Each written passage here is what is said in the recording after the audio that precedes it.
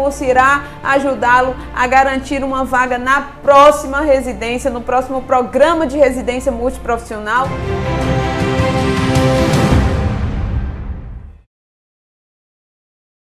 Olá, meu nome é Thaís, eu sou nutricionista, sou R1 em transplante pelo Hospital Geral de Fortaleza e hoje eu vim contar um pouquinho para vocês como foi a minha trajetória até a aprovação na residência. Eu só ouvi falar da residência no finalzinho da minha graduação, que foi para 2017, 2018, através de um amigo que tinha passado na residência e ele estava me motivando muito. E eu fiquei naquela vontade de tentar a residência, de passar, mas ao mesmo tempo querendo focar nos atendimentos em consultório. Então, em 2018, eu comecei a atender, fui mais para a parte clínica, né, de consultas, reeducação alimentar, e não focava muito nos estudos. Queria passar, mas focava mais na parte do atendimento.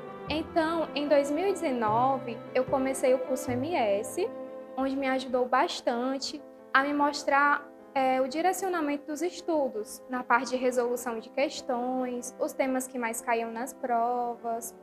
Era um curso bem direto que focava realmente no que mais caía na prova. Isso me ajudou muito mesmo. Só que eu vim começar a estudar de verdade só no ano de 2020. E quando eu falo em estudar de verdade, eu vejo que é a questão de ter um planejamento, uma organização, uma resolução de questões, estudar por resumos, mapas mentais. Isso eu só vim começar realmente ano passado. E eu posso falar para vocês que foi muito desafiador, porque eu não consegui passar de primeira, né? Eu só vim conseguir passar agora em 2020, após 8 tentativas. Eu participei de 8 seleções de residência. Entre essas, eu fiz a prova da ESP, do ICC, do HGF, do ENARE, que teve agora em 2021. E dessas 8, eu passei em 4 para a segunda fase. Depois de todas essas reprovações, o que mais foi desafiador foi manter a constância, conseguir se manter estimulado para estudar todos os dias, para não desanimar, né? Porque as pessoas, elas começam a lhe cobrar, muitas pessoas não lhe apoiam, né? Nem sempre você recebe o apoio da sua família. E 2020 foi um ano desafiador para muitas pessoas, devido à pandemia do Covid, o medo de adoecer, as incertezas. Mas em meio a tudo isso, eu consegui me manter motivada para estudar, porque eu sempre pensei muito em ajudar minha família, eu queria muito mudar de vida, poder ajudar minha mãe, e isso foi o que mais me deu força para continuar. Quando eu soube do resultado, eu não acreditei, por conta que eu tinha passado por outras seleções em que eu tinha sido aprovada, em outra seleção eu fui aprovada, e após isso, algumas horas no sistema, meu nome não estava mais na lista dos aprovados. Então, quando eu fui aprovada agora na residência, eu fiquei meio assim, não tive reação, não caiu a ficha. Eu só vim acreditar mesmo quando eu comecei realmente no hospital, a minha rotina de residente, e aí foi cair naquela ficha de que eu tinha passado mesmo. Eu gostaria de deixar uma dica para você que está estudando, que está se preparando para a residência, que é parametrizar a sua banca, conhecer quais os assuntos que ela mais cobra nas questões e buscar as referências que são usadas naquelas respostas. Porque assim você vai estar um passo na frente, vai estar se preparando, vai estar tendo um direcionamento muito melhor e com certeza a sua aprovação virá. Olá, meu povo! Bem-vindos a mais uma live da Semana do Residente. Sou a professora Rebeca Vasconcelos, da ênfase Psicologia, e hoje resolveremos muitas questões aí das últimas provas de residência. Sim, e nessa resolução de questões trataremos aí dos assuntos que mais caem na prova de residência. E claro, obviamente, que falaremos sobre psicologia da saúde, psicologia hospitalar, porque sim, é a maior carga de questões dentro da prova de residência, tá? E traremos aí fresquinho da residência da UFRJ 2 questões sobre Covid-19, porque sim, é o contexto atual que estamos vivendo. e não podemos desconsiderá-lo. E provavelmente pode ser que caia alguma questão na sua prova. Então, o que é que os textos e artigos estão falando sobre a atuação da psicologia nas repercussões aí da Covid-19, tá? No enfrentamento à Covid-19. E aqui, meu povo, é uma live interativa, então convido você a participar junto comigo. Na hora que a gente vai resolvendo, coloque aí o gabarito e a gente vai conversando e interagindo. Então, bora lá, não vamos perder tempo, vamos resolver questão, tá? Bora lá começar rapidinho com a primeira questão já da UFRJ, fresquinha aí, 2020-2021. Vocês vão perceber que durante a nossa live eu tentei seguir aí uma linha teórica, tá? A gente vai começar de algo mais abrangente e a gente vai indo especificando, tá? Vocês vão perceber isso na nossa caminhada, tá certo? E eu vou começar falando sobre psicologia da saúde. Olha aí, a primeira questãozinha que a gente vai ler. Bora lá comigo. O processo saúde e doença, eu já paro bem aqui com vocês, tá certo? Toda vida que na sua prova aparecer processo saúde e doença, você vai se lembrar, plim, surge a luzinha. Psicologia da saúde, tá certo? Mais lá pra frente tem um quadrinho ilustrativo para mostrar pra vocês a diferença de psi da saúde e psi hospitalar, tá? Mas já circula aí. Processo, saúde e doença. Eu vou lembrar de quê? Eu vou lembrar de psi da saúde, tá? Bora lá. Vamos continuar lendo a questão, certo? O processo saúde e doença tem sido um importante conceito que auxilia na compreensão das práticas de saúde integral. Então, ela fala aqui que esse processo de saúde e doença ela é fundamental para entender como é que funcionam essas práticas de saúde, tá? Na medida em que busca uma compreensão tanto das práticas que reafirmam valores e representações baseadas no modelo, circula aí, médico hegemônico, quanto nas práticas desenvolvidas pelos vários grupos sociais. Então, ela fala, né, que esse processo de saúde e doença, ele tenta compreender tanto esses processos voltados para o modelo biomédico hegemônico, como também voltado para os vários grupos sociais, ou seja, algo mais abrangente, tá? Sobre uma compreensão do conceito processo de saúde e doença, em sua articulação com a integralidade em saúde, tá? Tá falando como é que esse conceito, certo? A compreensão desse conceito a partir da integralidade em saúde. Pode-se afirmar que, tá? Vamos começar a analisar os itens de baixo para cima, vocês vão entender pro final porque eu comecei de baixo para cima. Vamos começar pela letra D. Bora lá, vamos ler comigo. A concretização de ações de saúde integrais implica manter canais de interações entre serviços, profissionais e população. Até aqui, ok. Até aqui está correto. De fato, né, a concretização de ações de saúde integral tem que englobar os serviços, os profissionais e população. Até aqui, nossa questão está correta. Aspecto já desenvolvido no serviço de saúde do nosso país, tá? E aqui eu vou circular e botar uma interrogação. Sempre a gente tem que ter muito cuidado, eu sempre falo isso para vocês, quando uma frase ela é muito fechada em prova, quando ela é muito absoluta em prova, tá? Não vamos descartar totalmente essa questão, porque a gente vai analisar os outros itens, mas a gente tem que prestar atenção nisso, tá falando que é um aspecto já desenvolvido, ou seja, já é concretizado, tá? Nos serviços de saúde do nosso país.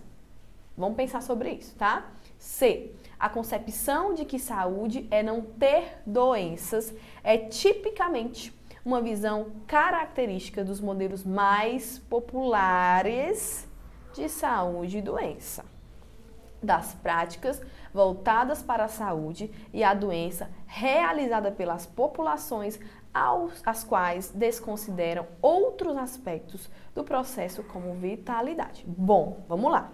A concepção de que a saúde é não ter doença, que é algo bem biomédico hegemônico, né? Que a saúde é a ausência de doença, está falando que é tipicamente uma visão característica dos modelos mais populares de saúde e doença. Nós sabemos que é o contrário, né? Esses modelos mais populares de saúde e doença, essa questão mais das populações, né? Mais voltado para o modelo do bem-estar. né? O bem-estar físico, mental, social. Então, é exatamente o contrário. Eu estou falando de um conceito aqui mais médico, biomédico, médico e hegemônico. Então, já podemos aí descartar a letra C, tá? Vamos para o item B. Está presente nas práticas de saúde da biomedicina, preste atenção, biomedicina, uma dimensão coletiva do fenômeno saúde e doença, com modelos que incorporam ações individuais e coletivas. O que foi que a gente acabou de dizer? Que esse modelo mais biomédico, esse modelo biomédico hegemônico, ele está voltado mais para esta questão da saúde ser a ausência de doença, realmente mais voltado para a questão biológica, tá? Essa questão dessa esfera mais global, coletiva, que tenta englobar ações individuais e coletivas, são essas visões mais populares. Então, tem uma inversão aí, tá? Então, o item B também está errado, tá? Vamos para o item A. O sofrimento experimentado pelas pessoas, suas famílias e grupos sociais em situações de adoecimento não corresponde necessariamente à concepção de doença que orienta as práticas de saúde no modelo hegemônico da biomedicina. Vamos devagarzinho. O sofrimento experimentado pelas pessoas, suas famílias e grupos sociais em situações de adoecimento. E olha a diferença, gente. Isso que a gente tem que prestar atenção. Ela fala assim, ó, não corresponde, e ela usa uma palavra aqui que é fundamental, que é o necessariamente. Ou seja, ela não está fechando, tá? Está dizendo que se afasta um pouco. Não é totalmente o contrário. Se afasta um pouco da concepção de doença que orienta as práticas de saúde no modelo hegemônico biomedicina. E sim, é o contrário do item D que a gente deixou em stand-by, né? Porque ele disse que já está desenvolvido. E é o que torna este item errado, porque ele fecha, certo? Não quer dizer que os serviços de saúde do nosso país são totalmente o contrário disso. Não é isso que está dizendo. Mas ainda está em desenvolvimento, não está totalmente desenvolvido e concretizado, tá? Então, o item D se torna errado por isso. E o item A, ele está correto, tá? Exatamente por isso. E este é o gabarito da nossa questão. Vamos lá. Vamos desmiuçar isso um pouquinho, tá? Nós temos aí uma concepção de saúde e doença que ela é muito histórica, que ela é muito social. Nós sabemos, né, que o nosso país, assim como o mundo, passou por um processo aí de mudança desse pensamento sobre o processo saúde e doença, tá? Era muito voltado para o biomédico hegemônico, eu marco bem aqui para vocês, centrado na doença, pautado em uma visão positivista e fragmentada. Ou seja, era muito realmente um olhar biológico, onde eu olhava sempre para a doença, eu não olhava para aquele ser humano, eu não olhava para aquele sujeito ali que estava na minha frente, tá? Só que a partir de vários movimentos, este pensamento ele foi mudando, onde se chegou aí em 1948, né, depois do período das grandes guerras, que o processo de saúde e doença, na verdade, seria o estado de completo bem-estar, no caso da saúde, né? Seria o estado de completo bem-estar físico, mental, social e espiritual. E não apenas a ausência de enfermidade, ou seja, houve uma amplificação, onde eu saio deste olhar restrito, fragmentado, exclusivo da esfera biológica e eu amplio isso para a complexidade do que é o ser humano, a sua esfera física, mental, social e espiritual. Tá? E como é que a psicologia se encaixa dentro disso? E por que eu comecei com essa questão? Porque esse é um caminho interessante para a gente poder entender como é que a psicologia ela se insere no campo da saúde, tá? Que no Brasil tem uma peculiaridade. Apesar desse conceito abrangente da psicologia, entende saúde e doença como experiências subjetivas, mas isso vem de um processo. Tá? Em 1970, a psicologia se evidencia mais nesse contexto a partir desta data. Bom, a partir de alterações políticas, econômicas, sociais, né, muito aí marcante nessa época, onde eu saio do período das guerras, entro numa guerra fria, a guerra social, de certa forma, muitos movimentos contraculturais, e nisso tudo surge uma mudança do paradigma aí da psicologia, que não, né, precisa somente se voltar para o campo da saúde mental, nem para o campo do consultório privado, né? Que tem uma visão aí mais elitista, a gente sabe disso. Então a psicologia ela bebeu muito desse olhar, um pouco mais biológico, mais elitista, dessa esfera aí, desse olhar mais biomédico hegemônico, certo? E ela vem neste processo de construção e de inserção na saúde, mas quando ela entra na saúde, ela meio que ainda quer abraçar esse olhar mais elitista, esse olhar mais biológico. Mas ela começa a se transformar e entender, né, principalmente ali a sua função, de que eu preciso olhar esse ser humano com uma visão mais ampliada. E a psicologia com um papel fundamental para que essa ampliação aí, ela se concretize, tá? Bora lá, vamos entender melhor isso. Também da UFRJ, uma questão muito interessante, bora analisar, tá? De acordo com o Speak e Mata, um importante desafio identificado para a psicologia no SUS a ser superado foi a tradição teórica em torno da noção do indivíduo. Olhem e prestem atenção aqui, o que ele fala? Que foi um desafio, assim que a psicologia ela se insere no Sistema Único de Saúde, superar essa noção de indivíduo mais biologicista, como um operador das práticas de saúde. Vamos prestar atenção. Assinale abaixo a alternativa que explica as razões históricas e contextuais de inserção da psicologia no SUS que a levou a privilegiar tal perspectiva. Então, quer saber por que, historicamente, a psicologia ela vem com essa noção de indivíduo um pouco mais limitada. E a partir desse desenrolar dentro da psicologia, ela vai, dentro do SUS, ela vai mudando e modificando aí as suas práticas, tá? Então, bora lá começar com o item A. A compreensão historicamente ampliada da psicologia em suas diversas áreas relacionada ao processo saúde e doença, que tendia a identificar os atravessamentos políticos, sociais, institucionais e discursivos de seus objetos de interesse e, portanto, do processo de saúde das populações. O que eu acabei de falar para vocês. Hoje, com certeza, essa é a visão da psicologia. Mas na época de inserção, como a gente acabou de falar, ela ainda tinha uma visão muito restrita, tá? Então, o item A, por isso, ele se invalida, tá certo? Item B. A incorporação pela psicologia em suas práticas e ações desde o seu início, tá? Da noção de integralidade, focalizando a atenção à pessoa como um todo. E não somente sua descrição biológica, compreendendo o processo saúde e doença como constituído a partir dos registros sociais, econômicos, políticos e também psicológicos. A mesma coisa do item A. Se fosse agora, tudo bem, realmente é um conceito mais ampliado, mas desde o início não, tá, gente? Isso é importante a gente entender, tá? Item C. A incorporação pela psicologia do discurso da humanização na inserção de seus profissionais nas unidades de saúde que buscava reorganizar os processos de trabalho, formar e qualificar trabalhadores, garantir os direitos e a cidadania dos usuários por meio do controle e participação social. Isso também é um processo mais atual, tá certo? Como a gente acabou de dizer. Percebam que os três itens meio que conversam ali um com o outro, certo? E vamos para o item D. Vamos analisar, provavelmente é o gabarito da nossa questão.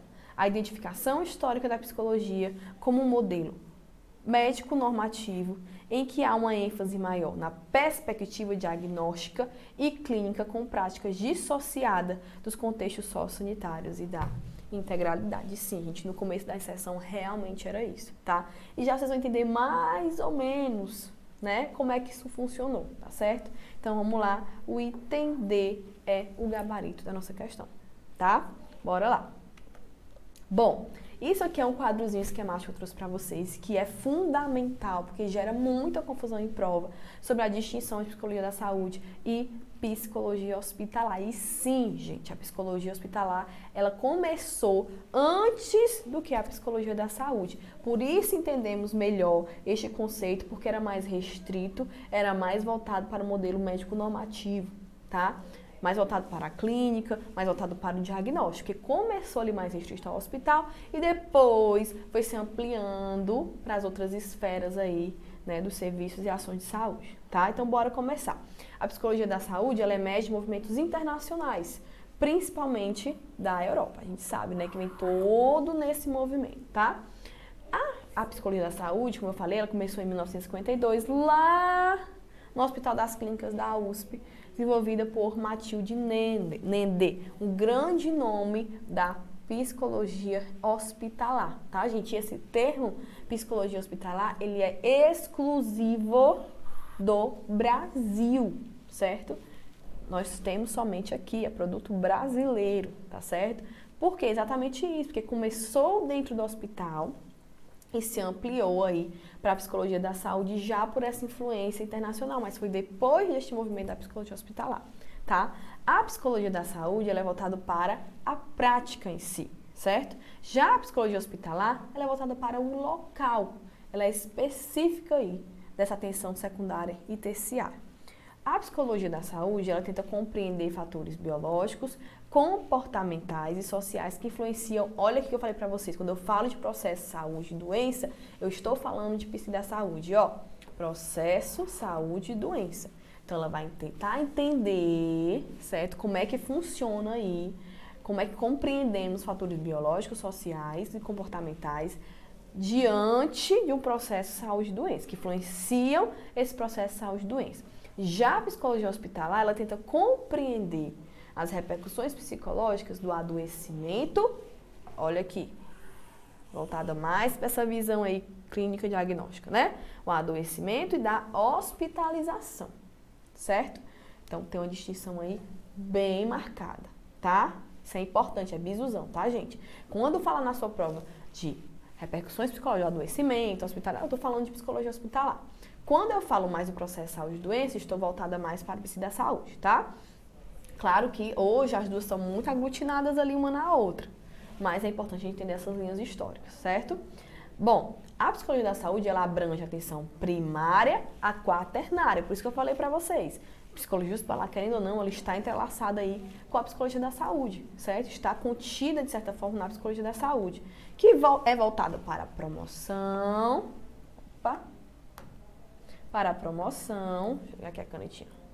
Promoção, prevenção, diagnóstico, tratamento e reabilitação. Ou seja, ela é integral, tá? Ela é integral. Já a psicologia hospitalar tem a função centrada na atenção secundária e terciária em saúde, certo? Mas realmente voltado para as instituições hospitalares. Então, marque bem isso. Psicologia da saúde, da atenção primária a quaternária. Hospitalar, secundária, terciária, tá? Já o psicólogo da saúde pode atuar em diferentes contextos, em hospitais, centros de saúde comunitário, organizações não governamentais, domicílio, tá? Tudo onde esse processo de saúde e doença ele possa estar ocorrendo. Já a psicologia hospitalar tem como foco atendimento psicoterápico, grupos operativos e terapêuticos, a psicoprofilaxia, que é voltada ali para a preparação cirúrgica, psicoeducação, atendimento em todos os settings do hospital, seja ele na enfermaria, seja ele na UTI, seja ele na urgência e emergência ou no ambulatório, tá certo? Então, aqui eu trouxe mais para esquematizar e para vocês entenderem de fato as diferenças, tá? Eu sei que é uma linha tênue, mas é importante a gente ter essa marca para poder entender, porque na prova às vezes elas vêm ali, é uma questão de outra, e eles marcam bastante, né, que diz respeito à psicologia hospitalar e à psicologia da saúde, tá? Bom, é importante marcar, tá certo? A gente está sempre se comunicando aí com outras áreas, certo? E uma coisa que é importante é a gente entender que as duas áreas são áreas de especialização, certo? E isso é marcado na Resolução 3 de 2016, que altera a Resolução 13 de 2007, certo? Que institui a consolidação das resoluções relativas ao título profissional de especialista em psicologia, tá certo? Bora lá, vamos seguir aqui. A terceira questão da UFGD, tá? Que fala que 2021, também aí, saída do forninho. Vamos lá. A psicologia hospitalar, olha aqui, bem marcado, né? Então, estou falando aí das repercussões psicológicas do adoecimento, das repercussões psicológicas da hospitalização, estou falando de atenção secundária, de atenção terciária, beleza? Traz a necessidade de um atendimento integrado para a compreensão do fenômeno clínico e da experiência humana diante do adoecimento. Como postura do psicólogo hospitalar, assinale a alternativa correta. Vamos lá. Vamos analisar item por item. A. Realiza estritamente, já falei para vocês, né? Quando pegar essas palavrinhas que vão, ó, fechar, que vão restringir, já marca. Realiza estritamente atendimentos durante a hospitalização do paciente. Também orienta a família para facilitar o trabalho da equipe multiprofissional, que foi que eu falei para vocês. Também, um dos sets da psicologia hospitalar é o ambulatório, que não obrigatoriamente a criança, o adulto, o idoso vai estar hospitalizado, tá? Então, o item A, por conta do estritamente, a gente já, ó, corta, tá? Busca reproduzir o modelo tradicional da clínica, realizando a psicoterapia com o paciente hospitalizado para que ele possa se sentir melhor no ambiente hospitalar. A gente já sabe, né? Claro que no início teve muito isso, mas hoje a psicologia hospitalar, ela construiu aí sua própria praxis, né? Que a gente sabe que o foco não é realizar a psicoterapia dentro do hospital. Que, na verdade, eu vou organizar para poder, a técnica mais utilizada hoje em dia, a APB, né? A Psicologia Breve de Apoio, para tentar dar um suporte específico para as situações que emergem desse adoecimento e dessa hospitalização, tá? Então, o item B também está errado. Atua no fornecimento de diagnósticos médicos. Meu povo aqui já bota uma baita de uma interrogação. Aos pacientes e seus familiares, para que saibam lidar com a realidade do adoecimento. Diagnósticos médicos, nananina não, né? Vamos cortar aí logo essa questão. D. Auxilia o paciente e seus familiares, minimizando o sofrimento em decorrência do processo de hospitalização e das sequelas e decorrências emocionais dessa hospitalização. E é isso. Este é o gabarito, a gente acabou de ver isso, tá fresquinho aí na sua memória. Eu quero ver quem botou aí o item D como correto, porque de fato a gente acabou de falar sobre ele, né? De fato é isso, gente, tá? Auxilia tanto o paciente quanto a família, e o foco é esse, é minimizar a repercussão do adoecimento e da hospitalização. Item D é o gabarito da nossa questão, tá? Vamos só ler o item E para descartar tudo, né? Item E, realiza atividade de recrutamento e seleção de funcionários do hospital, e isso é função aí do psicólogo organizacional, tá? Então o item E também tá errado. Então o item D, vamos só conferir, é o gabaritinho aí da nossa questãozinha. Beleza? Bora seguir aqui, meu povo. Vamos lá, para a questão 4, e agora prestem muita atenção, que vem um bisuzão aí para vocês nessa questão. Pode ter certeza, tá? A professora Rebeca está falando aqui para você, que provavelmente na sua prova vai cair uma questão sobre isso que eu vou falar aqui. Porque vamos falar sobre um autor que é fundamental, que é base na psicologia hospitalar, tá? Bora lá. Resmute o FCESP, bem fresquinho aí da última prova pra gente.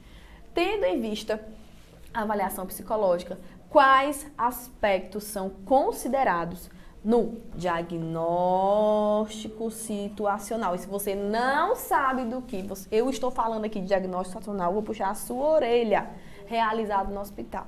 Quem vai fazer residência tem que saber o que é o diagnóstico do psicólogo no hospital, certo? Este é um tema fundamental, tá? Vamos já falar sobre ele. E você que já sabe que estou falando do Simonetti, certo? Lá no mapa da doença, ele vai trazer aí 4 diagnósticos pra gente. Beleza? E um deles é o diagnóstico situacional. Se quiser botar aí o nomezinho e puxar, tá? Simonetti. Simonetti, beleza? Vamos lá. Você que já sabe, que já estudou sobre isso, vai lendo aí as questões, tá? Os itens, e coloca o gabarito aí pra mim nos comentários. Vamos lá analisar item por item. Item A. As expectativas da equipe em relação ao psicólogo. Bom, gente, aqui, até para quem não conhece o que é o diagnóstico situacional, já sabe que está errado, né? Porque esse diagnóstico é voltado para o paciente, eu não estou falando do psicólogo. Então, o item A é aquele que a gente já elimina assim, ó, de cara, dá um X aí bem grande, tá? Item B, a posição do sujeito em determinadas funções psíquicas. Isso é interessante, tá, gente? E lá, no próximo slide, a gente vai entender cada um desses diagnósticos, mas não é o item B. O item B aqui é o reacional, você pode até botar aqui, tá? Reacional, que são as reações do paciente. Não é o item B, pode cortar aí, beleza?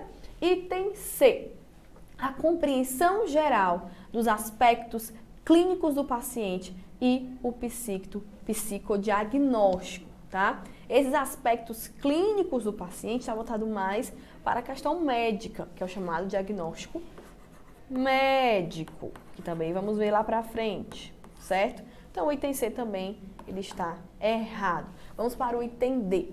O momento específico vivenciado pelo paciente, bem como a forma com a qual ele lida com a doença e a hospitalização. E sim, o item D, ó, é o gabarito da nossa questão. E é importante a gente ressaltar aqui, gente, que é interessante a gente analisar a palavra, porque fala diagnóstico situacional. Então, vai avaliar a situação deste paciente, o que é que ele está vivendo, como é que ele está lidando com tudo isso, tá? Então, o item D é o gabarito aí da nossa questão.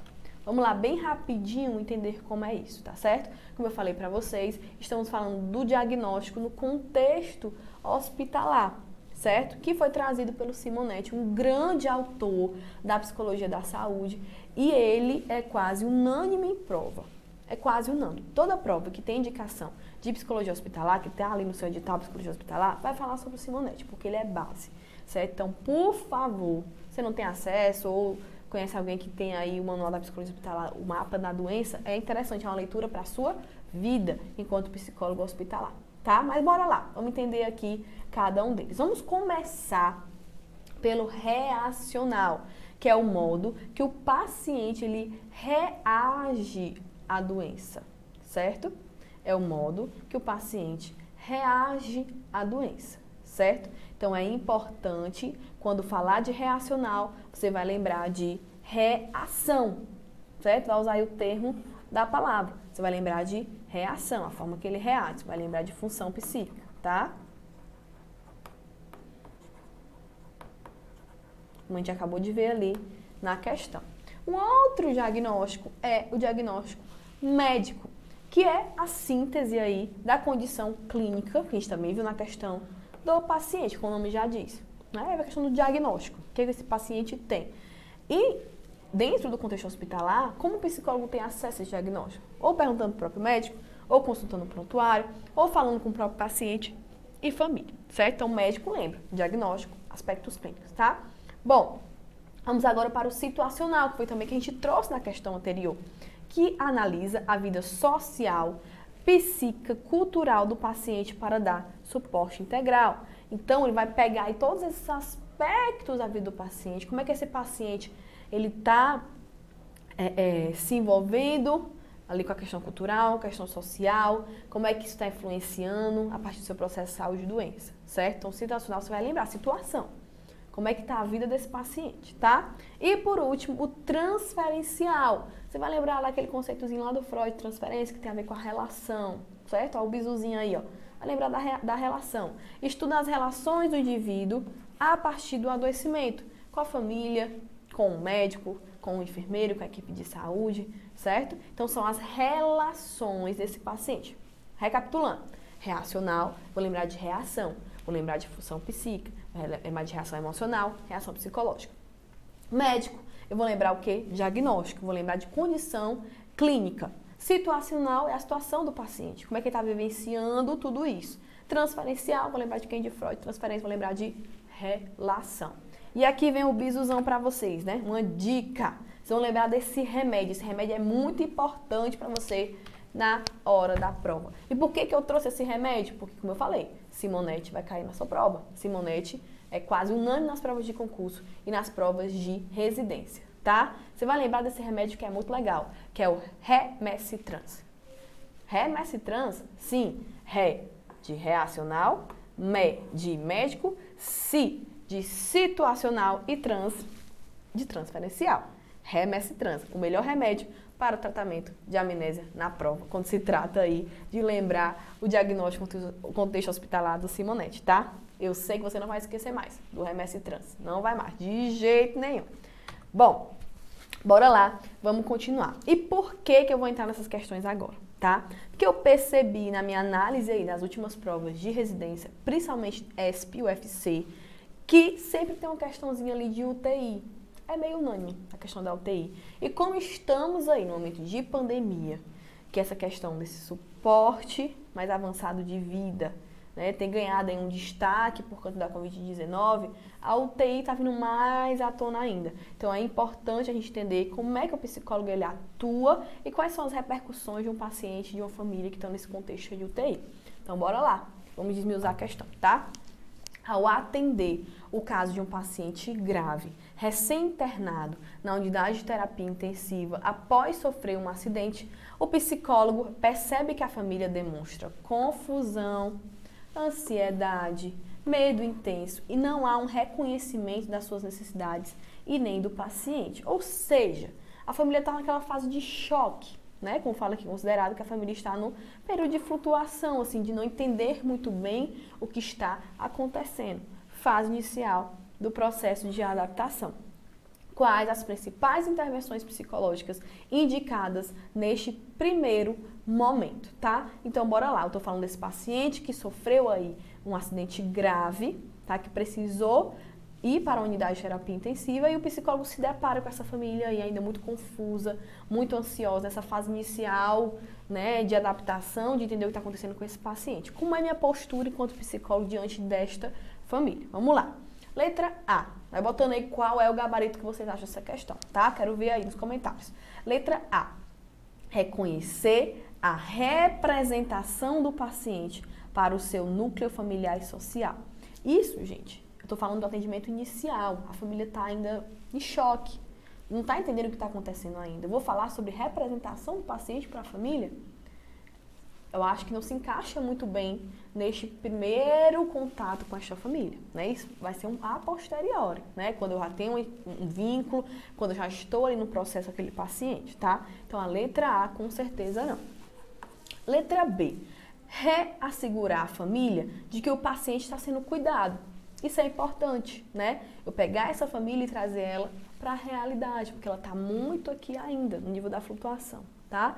E dar uma estimativa de quando terão acesso a ele, porque existe muito isso, quando é que eu vou ver ele, o que está acontecendo, porque a UTI ela tem esse isolamento, né? A família não está lá dentro junto com o paciente, então existe essa ansiedade, né? Esse medo por não estar vendo o que está acontecendo. Então, a primeiro momento, essa é uma postura indicada, né? Falar que o paciente está sendo cuidado, que ele vai receber os cuidados necessários e que também vai chegar a hora dessa família ver ele. Então, letra B, eu acho que é uma forte tendência do nosso gabarito. O que é que você acha? Vamos deixar aqui stand-by. Letra C.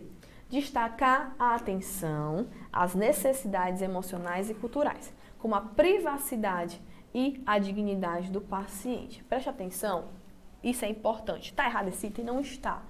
Mas ele está falando de uma situação específica.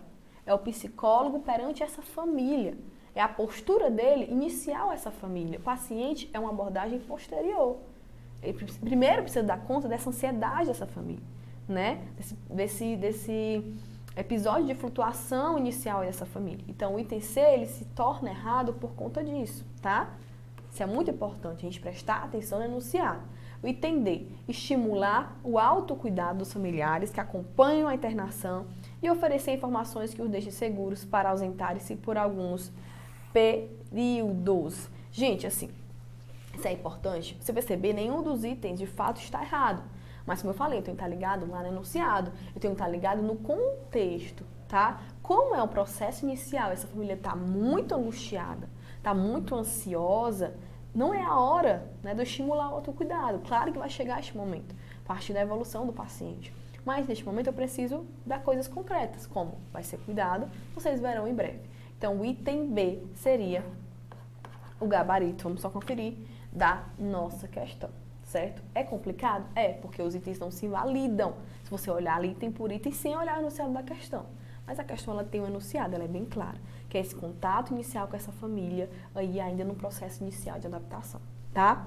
Bora lá, bem rapidamente, tá, gente? Aqui é um esboço, claro que vocês vão se desmiuçar mais em torno disso. Mas por que eu trouxe a UTI? Porque, de fato, sempre tem uma questãozinha de UTI dentro das provas de residência, tá? E o que é essa UTI? Ela é destinada a pacientes graves, certo? Nunca esqueça disso, né? Que estão ali no limite entre a vida e a morte, tá? Ou seja, existe um monitoramento. Por quê? Né? Que a UTI é uma unidade isolada, é uma área restrita de circulação, porque existe um monitoramento constante ali da equipe de saúde para aquele paciente que é grave, aquele paciente que precisa ser estabilizado, tá? As funções são diuturnas, certo? Funcionam tanto pela manhã, pela tarde, pela noite e pela madrugada. Se existe uma preocupação com a humanização deste ambiente, porque por si só é um ambiente mais frio, de tecnologias mais duras, certo? Podem ser do tipo clínicas ou cirúrgicas, tá? Tem aquelas UTIs que são mais clínicas e aquelas mais de pós-cirúrgicos, né? De grandes cirurgias, onde aquele paciente ele precisa ter um suporte ali de UTI, certo? Em relação a questões psicológicas, tá? Existem reações emocionais vindas deste paciente que vai para a UTI, como o medo, a ansiedade, a sensação de abandono e a dor, né? São sentimentos que podem emergir dessa pessoa por tudo isso que eu falei, tá? Existem alterações de funções psíquicas, a mais conhecida e mais falada quando se fala de UTI é o delírio, né? Que é uma alteração da consciência aí de um nível um pouco mais persistente, certo? Tem uma frequência aí mais prolongada, que é um rebaixamento leve ou moderado da consciência, acompanhado, provavelmente, aí de uma desorientação espacial, temporal espacial, certo? Então, o delírio é isso. Ele é muito comum nesse ambiente UTI, mas claro que também há uma alteração aí de funções psíquicas a níveis gerais, tá? Além, né, de fatores ambientais, privação do sono, ruídos constantes, né, você não saber o que é de dia, não saber o que é à noite, então isso traz uma questão da desorientação, como eu acabei de falar, né? Desorientação espaço-temporal. Tá, e o psicólogo? Dentro disto tudo, como é que ele funciona, tá? Bom, relacionado à questão das alterações psíquicas, dos fatores ambientais, ele é responsável pela orientação da equipe e medidas práticas, para diminuir o barulho, os relógios, utilização de calendários, né, para que aquela pessoa ela saiba, né, para orientação alopsíquica, né, saiba onde é que ela está, saiba qual é o dia da semana, qual é o dia do mês, certo? Fornecer informações ao paciente com cuidado, com explanações compreensíveis e afetuosas, porque existe essa sensação de abandono, existe esse medo e essa ansiedade. Então, é a hora de usar né, tecnologias leves em meio a tantas tecnologias duras, certo? Cabe também ao psicólogo avaliar a natureza da ansiedade, da depressão, do delírio, como a busca do porquê desses sintomas. O que está acontecendo? Foi o uso sedativo? Existe uma questão de base anterior? Isso é função do psicólogo, tá? Bom, como também cabe a intervenção precoce para diminuir sinais de riscos de problemas psicológicos, né? O que é que o psicólogo pode fazer para diminuir esse medo, diminuir essa ansiedade e todas essas repercussões emocionais, tá? Cabe também a ele facilitar, criar e garantir a comunicação efetiva entre os pacientes e a equipe, né? Isso é muito marcado agora na pandemia, né? Vários projetos nos quais né, os psicólogos, o serviço social fazem né, esse intermédio né, da pessoa ali, hospitalizada com a família. Isso né, meio que se fortificou aí na pandemia, tá? O psicólogo deve buscar o falar do paciente através de gestos, olhares e gemidos, criar formas de comunicação, né? Se esse paciente estiver entubado, estiver tracostomizado, então ela vai tentar ali uma forma de comunicação mais efetiva que não seja pela fala. Tá? Então são muitas coisas, né? É um ambiente muito potente aí de atuação. Bora lá para mais uma questãozinha que fala assim. Ao fazer a evolução do exame psíquico, lembra, né, que eu falei para vocês, porque existe aí uma alteração de função psíquica, então sim, né, o exame psíquico é algo que o psicólogo deve fazer dentro da UTI, após o primeiro atendimento de um paciente internado na unidade de tratamento intensivo. O psicólogo registra estado de torpor após observar pensamento lentificado. Olha aqui, fala de torpor, para quem não sabe, torpor é uma das alterações quantitativas da consciência. Vamos já entender ali. Após observar pensamento lentificado, leve latência na capacidade de resposta verbal e certo comprometimento da coordenação motora fina do paciente. Qual função psíquica o psicólogo estava avaliando quando fez essa observação? Eu acabei falando para vocês, né? Mas vamos analisar aí item por item. O A, volição, para quem não sabe, é a vontade, né? A gente sabe aqui que não fala da tomada de decisão, não fala do desejo, não fala disso. Está falando mais realmente de questões mais voltadas para a consciência. Então, volição não é. O item B, consciência, que eu falei para vocês, o torpor é uma alteração da consciência e sim, B é o gabarito desta questão, tá? C, pensamento, a gente sabe que tem uma lentificação aí do pensamento, mas está falando de algo mais ampliado, porque tem outras características, então não é só pensamento. Como também da senso-percepção, né? Não fala aí nem da inserção do item, uma alteração da percepção, né? De algo do mundo aí externo, perceptório dessa pessoa, então não está relacionado à senso-percepção. Realmente é a consciência, tá? E como eu falei para vocês, o torpor faz parte aí das alterações quantitativas da consciência, um grau mais acentuado de rebaixamento da consciência. O paciente está evidentemente sonolento, né? Compatível aqui a descrição da questão, responde ao ser chamado apenas de forma enérgica e depois volta ao estado de sonolência, bem compatível com a avaliação aí que a psicóloga fez, né? Lembrando que existem aí os níveis, né? Eu trouxe aqui um nível mais simplificado. A obnublação trata-se do rebaixamento da consciência em grau leve e moderado. Lembra que eu falei do delírio?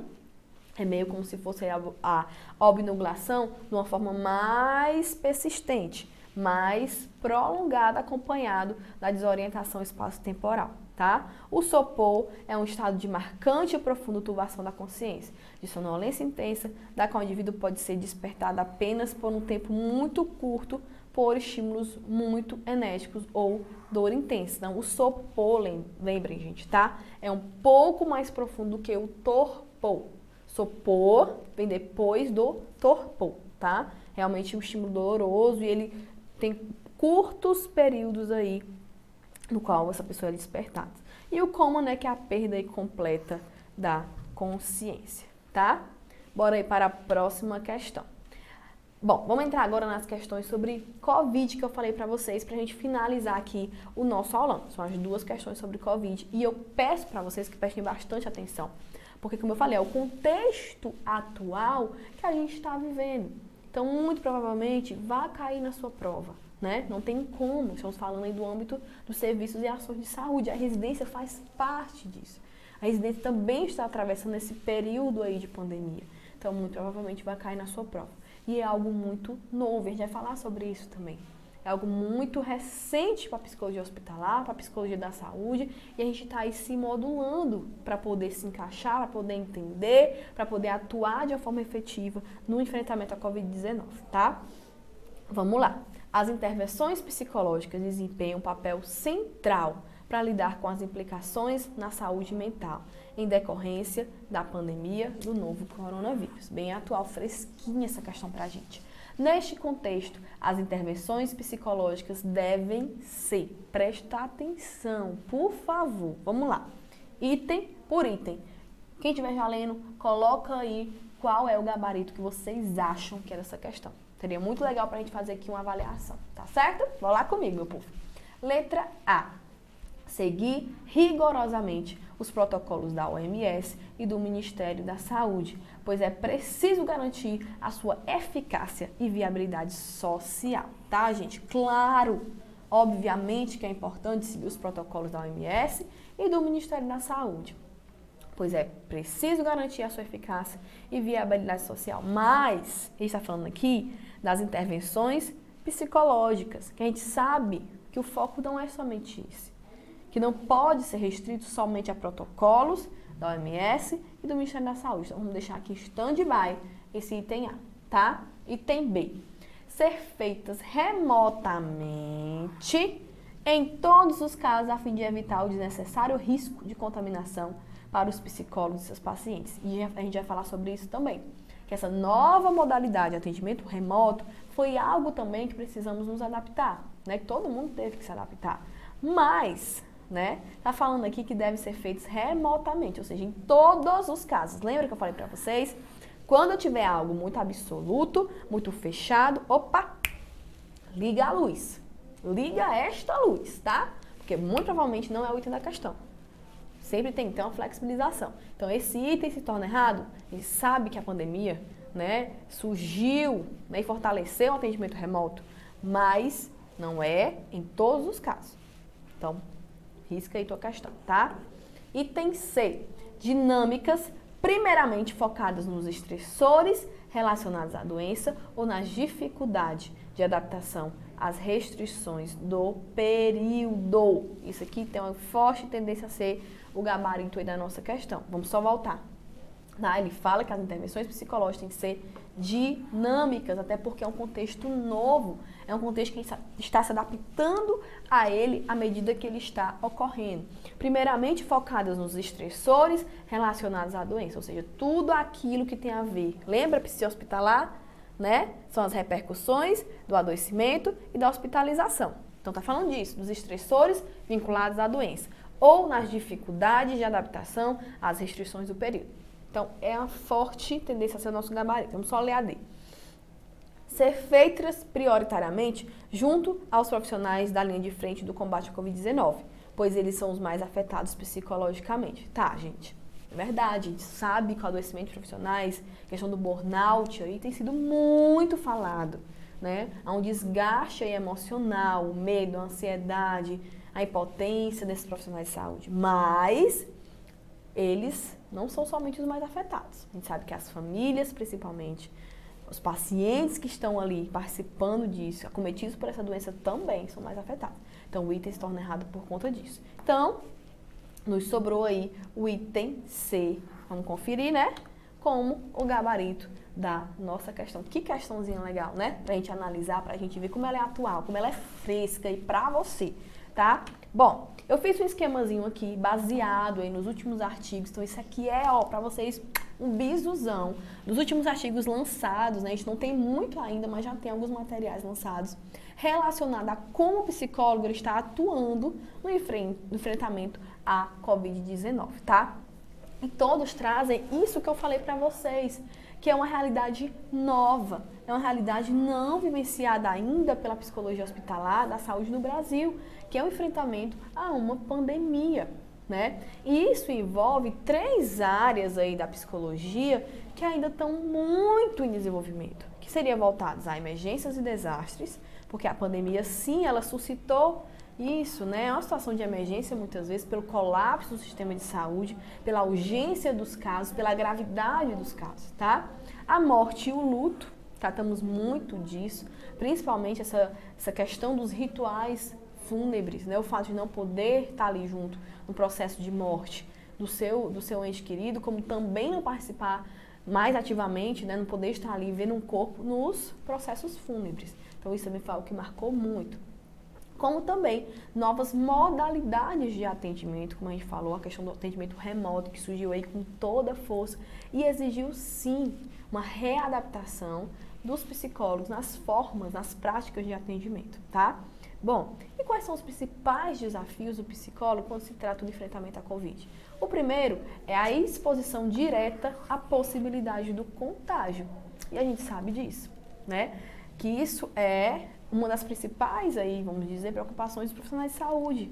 É pegar a doença, porque não escolhe quem, né? Hoje em dia, realmente, a gente sabe que tem ceifado aí muitas vidas. Então, essa exposição de ser, né, um possível transmissor para determinados grupos de risco. Então, isso sim é um motivo de medo e de ansiedade para quem está no enfrentamento à pandemia. Poucas evidências sobre as melhores condutas a serem adotadas, né? Tanto questões de protocolos, como questões de medicamentos, de tratamento, tudo ainda é muito em fase inicial, de pesquisa, desenvolvimento. Então, existem muitas falácias relacionadas a isso, né? Então, isso gera muita dúvida e muita incerteza também. A escassez de materiais de proteção, a gente sabe que teve realmente muitos períodos mais de pico, assim, que estava faltando, né? Os EPIs, equipamentos de proteção individual. E também o contato constante com o sofrimento e a dor, estarem de fato, né, sempre em contato com essa questão da dor, essa questão do luto, essa questão da perda, né, e de uma forma muito rápida e muito acelerada. Então, isso sim são desafios do psicólogo neste campo de batalha, tá?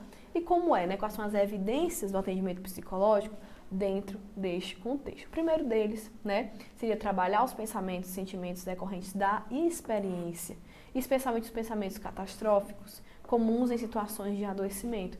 em especial às vítimas da pandemia, incluindo usuários e familiares, sendo pautado também em evidência científica. Então, é nosso papel muito desmistificar muitas questões que são faladas, né, trazer para a realidade, porque é uma situação que pode gerar, sim, muito pânico, mas sempre tratar com a concretude, sim, falando a verdade, mas também para não causar esse pânico e esse desespero nas pessoas. Então, psicólogo é isso, é trazer para a realidade e, ao mesmo tempo, não despertar esse desespero. Então, é usar esse papel aí de mediação, tá?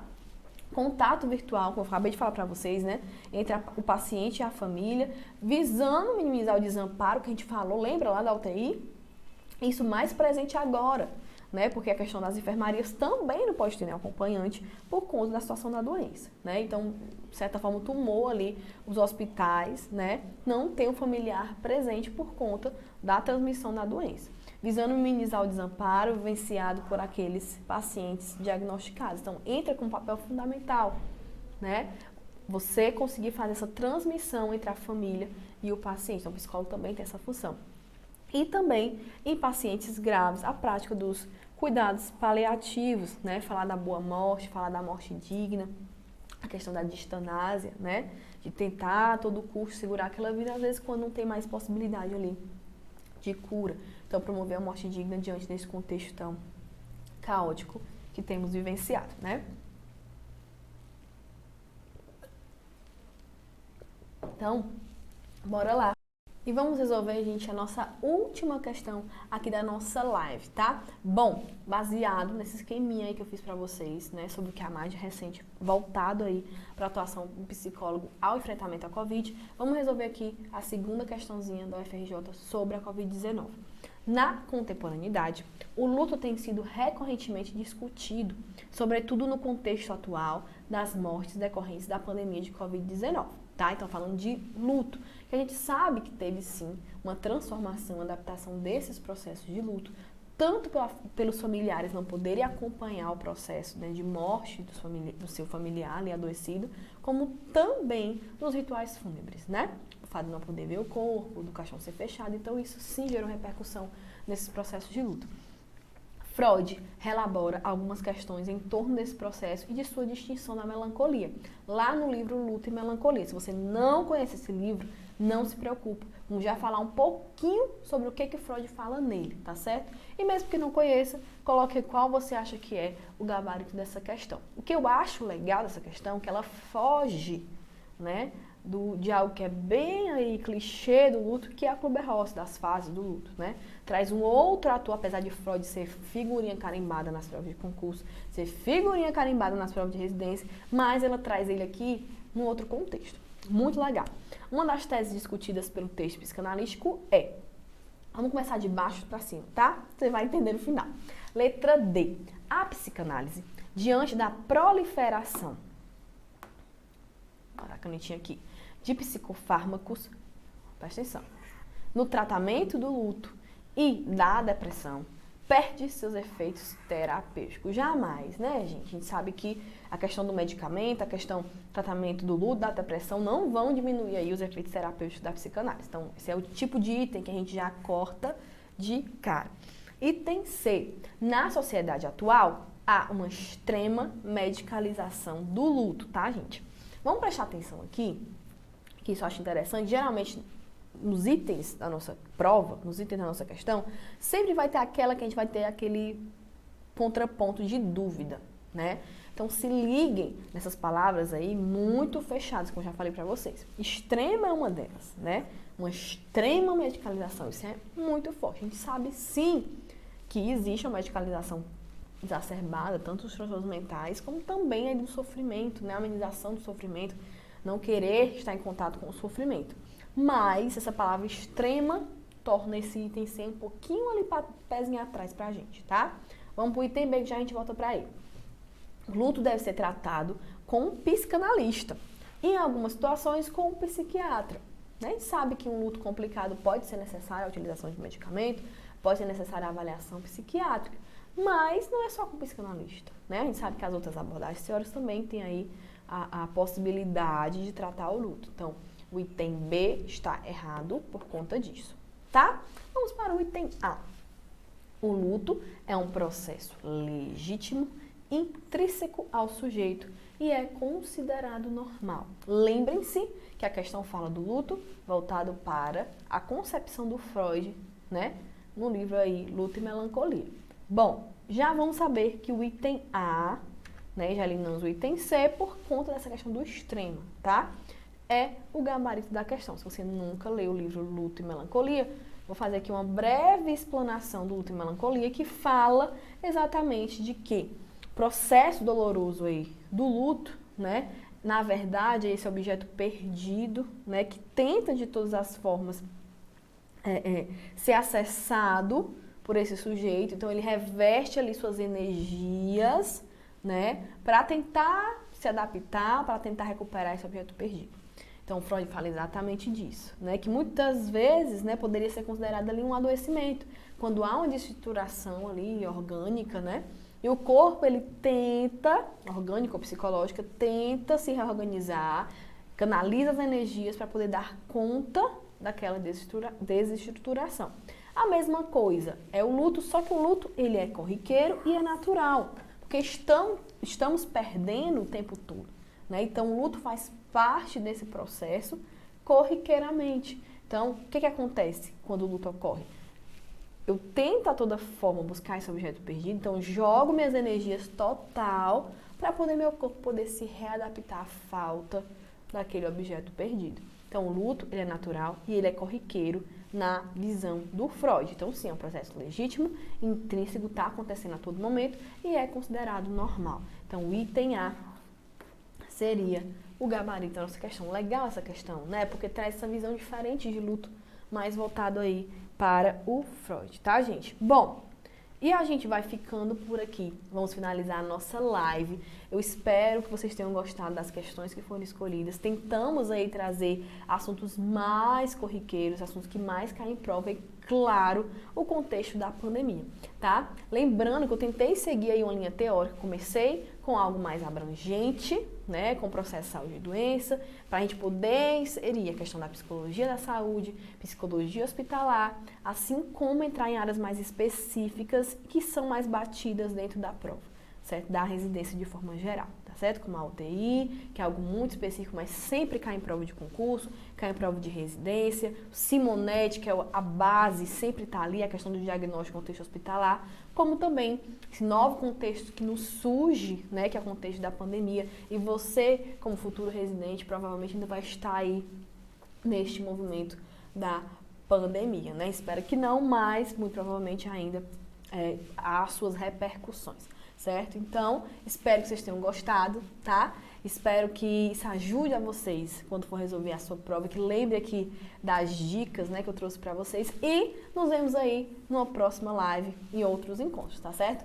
Beijão a todos. Olá, eu me chamo Vitória, sou enfermeira, sou residente em urgência e emergência e hoje eu vim contar um pouquinho da minha trajetória para vocês, né, de como foi todo esse percurso. Inicialmente eu conheci a residência, né, eu ouvi falar da residência através de uma colega que havia sido aprovada no ano anterior. E me deu um start.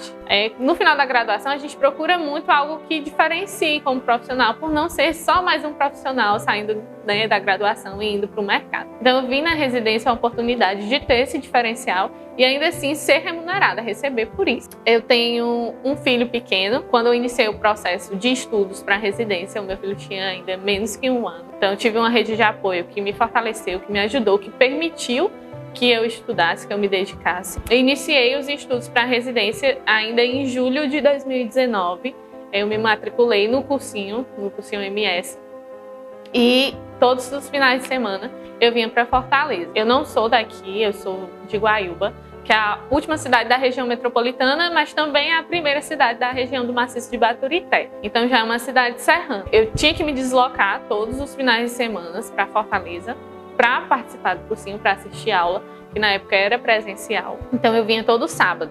E logo com a saída do edital, a gente começou a estudar, a ter aulas, né, aos sábados e domingos. A mudança do edital, que foi justamente no meu ano, houve um edital unificado, onde a ESP uniu-se à UFC, né, então a gente teve somente uma prova. Houve uma mudança brusca em como essa prova seria feita. A minha principal meta ao entrar no cursinho, foi estudar legislação, que era um assunto que eu não tinha tanto vínculo, né? Na graduação a gente vê, mas não vê tão a fundo.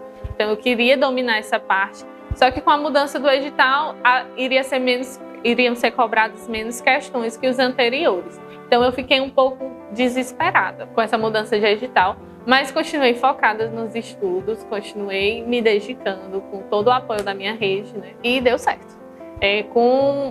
Quando saiu a aprovação, né, da primeira fase, eu me inscrevi para 9 ênfases e na primeira fase, que seria somente a nota da prova, eu consegui a aprovação nas 9, o que me deixou muito feliz, porque naquele momento eu estava vendo que todo o meu esforço, toda a minha dedicação, toda a minha abdicação tinha dado certo. Mas nós iríamos para a segunda fase, que era a primeira vez que estava sendo cobrada, a análise curricular. Durante todo esse processo de análise curricular, eu acabei perdendo uma pessoa muito importante na minha vida, que foi a minha avó.